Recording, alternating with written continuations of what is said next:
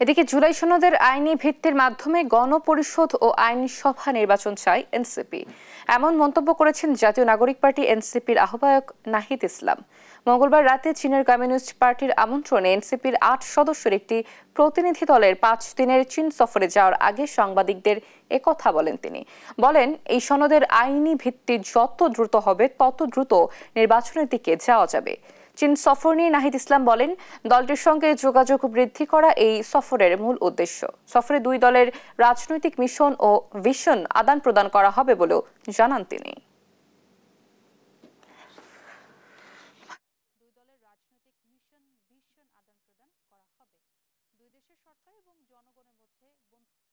জুলাই সনদ তার আইনি ভিত্তির মাধ্যমে আমরা একটি গণপরিষদ নির্বাচন ও আইনসভা নির্বাচন একই সাথে চাচ্ছি।